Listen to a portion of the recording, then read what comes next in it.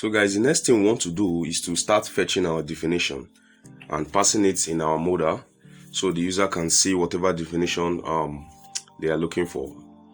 So now let's do that by declaring a variable, and let's call it definition because there's no dictionary without word definition, right? All right, so how do we access that? So I'm just going to come over to our API here, and let's, instead of dog, let's send something else different. Let's say market, and let me send this, and because I've been using dog throughout this course. All right, so we were able to grab the phonetic. We're also able to get some data of the meanings, just like the part of speech. Now, just like we have gotten access to this, remember we've gotten access to this API information through our JSON data. We have already decoded it and passed it into a result, so we have full access to this. So just like the way we got the part of speech, now that's the same method we are going to use to get the definitions. But if you notice, the definition is not returning a single value, just like this part of speech. So if you notice, it's returning an array instead. And let's see how many arrays. This is 1, this is 2, this is 3, this is 4, wow, this is 5, this is 6, 7, wow, 8. All right, let's try that dog. When I was building it, I discovered that dog returned like 18 informations, just 18 different definitions on a particular word. And I'm wondering, how do we use all this? Isn't it going to be too much for the user? All right, so let's check this one. Let's count it together. We have 1, we have 2, we have 3, we have 4, we have 5. You can see 6. And someone who is not morally reprehensible, look at 7, 8, 9, 10, okay, 11, 12. So we have this 13, 14, 15, 16, 17, 18, and I think 18. So for this one, it's returning 18 pieces of information, or it's returning 18 set of data or set of arrays. How do we do this? How do we look through this data, and how do we fetch what we want? For example, we are only interested in getting the definition. That's this, whatever it's shown here in this definition. You can see definitions and returning a definition. I'm not interested in this example, unless if you want to take the example, but I don't think we'll be needing the example.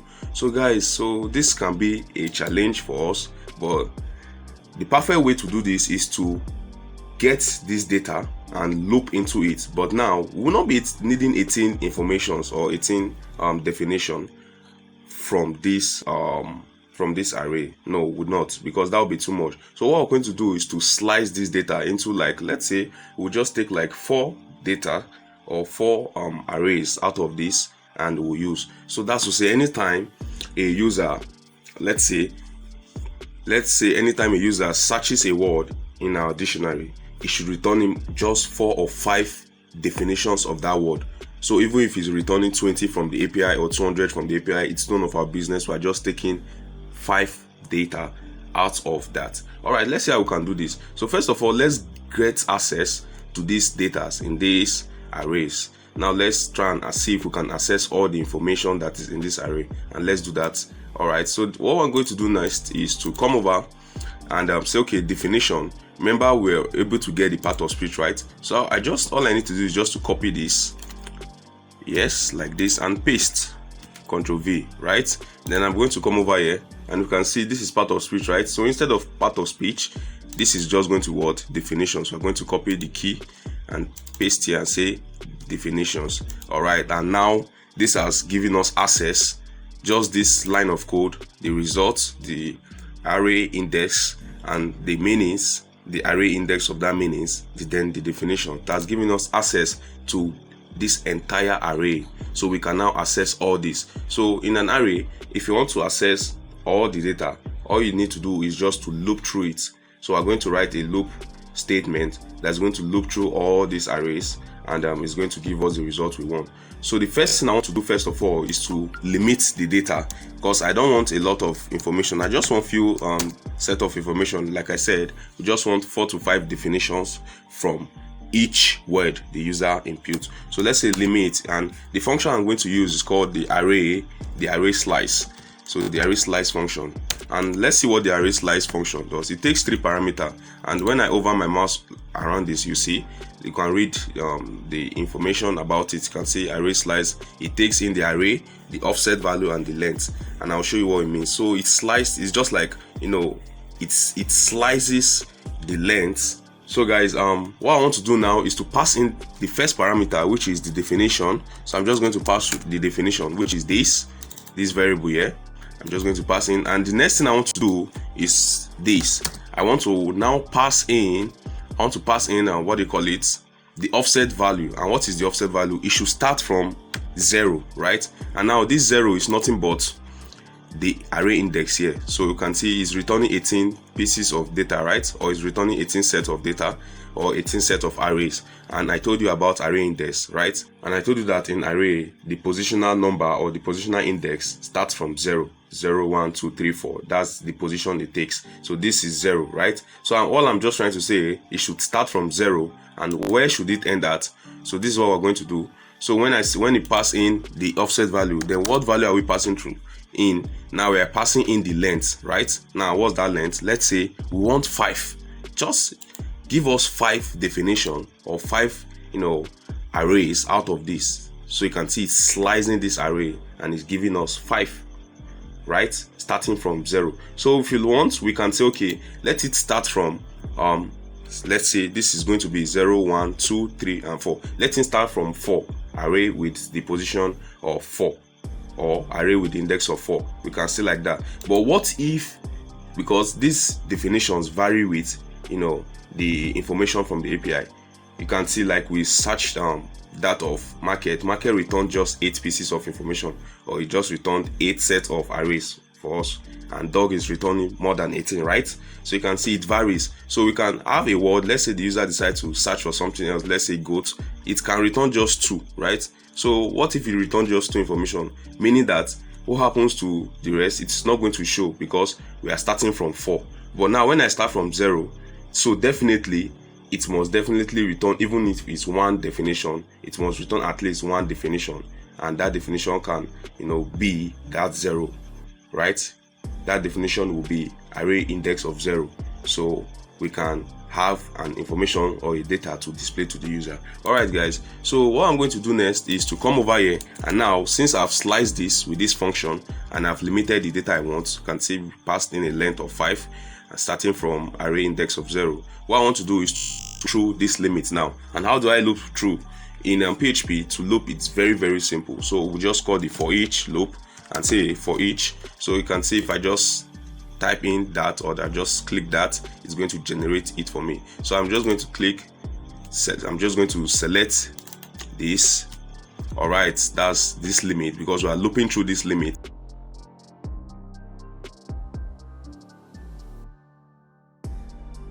And what should we look for? All right, so we are saying it should loop through this limit, and it should display all these data, right? That is from 0 to 5. Remember we set just 5, right? We're taking 5 out of every set of information it gives us, right? So we're just saying, okay, loop through this as what? So it's going to loop through it, is going to be assigning a variable to it now, right? So what is that variable we're going to be assigning as it's looping through it? So let's say for each limit as let's say as data, okay, as data. All right, this is better. So for each limit as data, so with this data that's going to be assigning to every record as it's going through it one by one, what this for each loop is going to do is going to be checking each information one by one in the arrays, checking each information one by one, and to be assigning this data variable to it. So what we need to do now, it's going to be this. So now in order for us to echo that definition, how do we echo it as a response? So I'm just going to copy this C, just on to Control C and come over here and paste this, and let's say okay, let's say definition, let's say definitions, then let's pass in this data now, right? Okay, so I'm just going to pass in this data directly. This is our variable here, the data variable. Control V. Okay, and now since it's an array, so it's going to be expecting something, right? Now look, so if it loops through this data, now as it's looping through this data, it picks it picks just 5 set of arrays and works with, and assign a variable to them as it's looping it, right? Okay, now how do we get the value of this definition? It's simple. So now as it's looping through it, it's already assigned this data now to it. So this first array now is called data, right? So now to get the value of this definition, all we need to do is just to pass in this in our square brace or in our square bracket and say definition. It's as simple as that. And let's put our question mark. Okay, let's see. And I'm having an error. That's because I need to concatenate this. Okay guys, I'm just going to concatenate this. I'll first of all end this with a quote, single quote, all right, and concatenate with this, then come over here and add a single quote too, all right, just like this. Sorry, a double quote. Then I'm just going to put the full stop. Sorry, what am I typing? I can't see my keyboard. Okay, I'm going to take away this.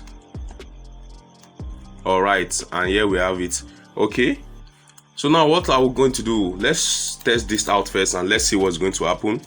Okay, let's test this out, and I'm going to come over to our dictionary.js, and you can see we're already getting our response, right?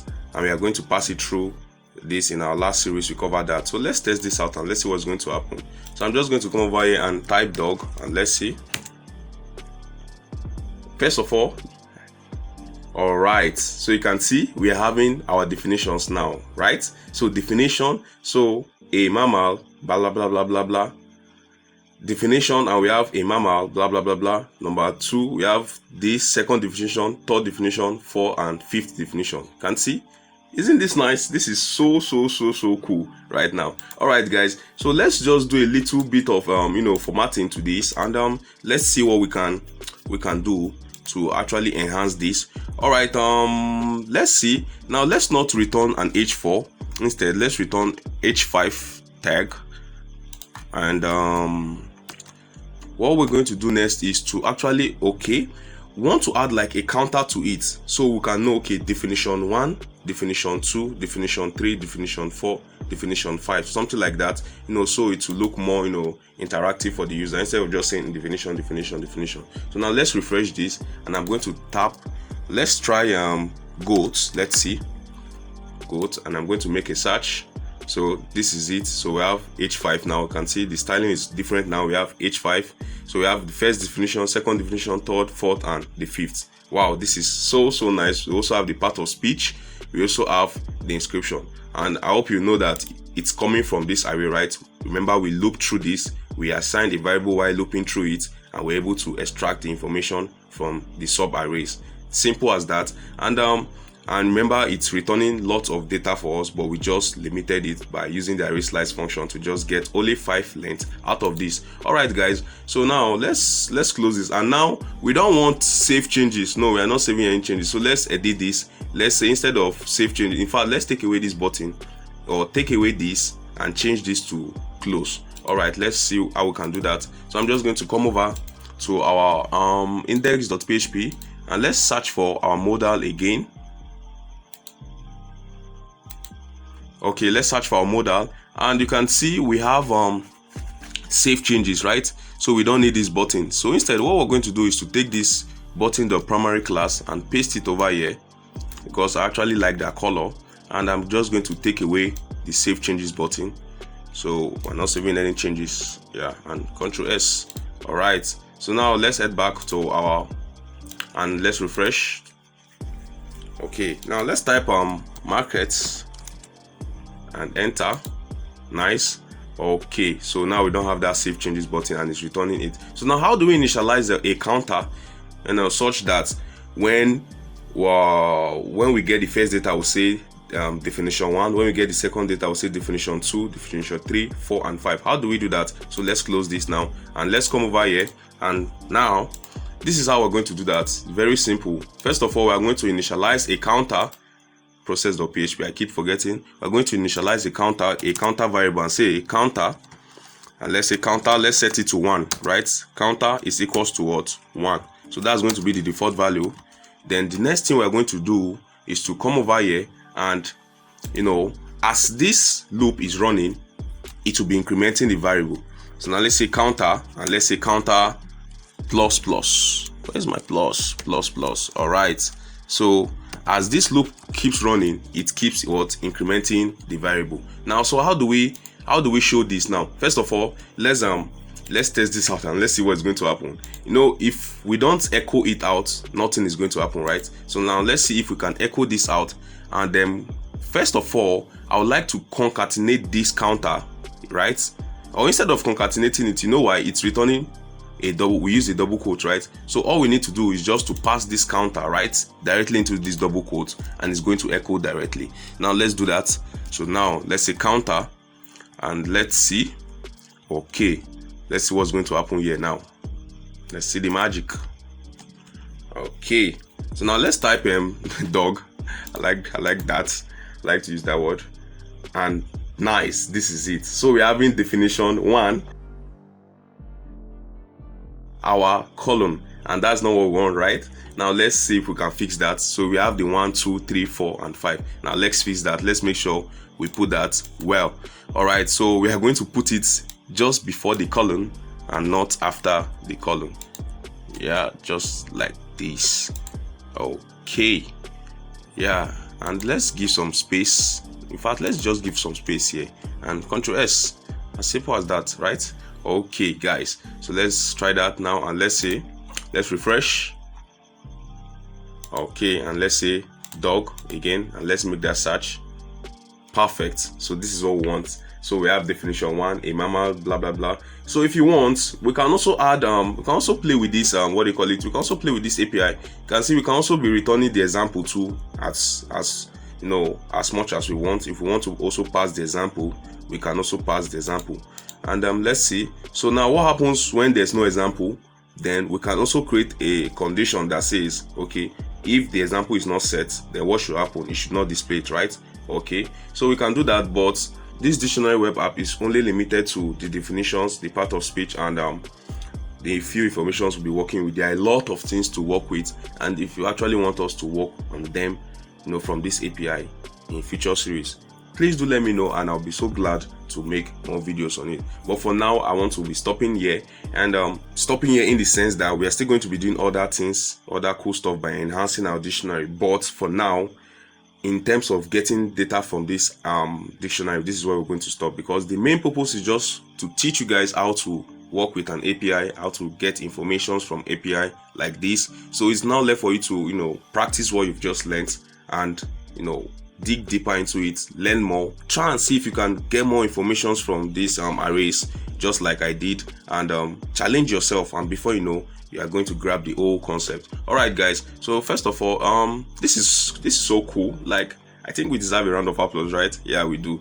Okay, guys, catch you up in the next series. Bye, guys. I love you all.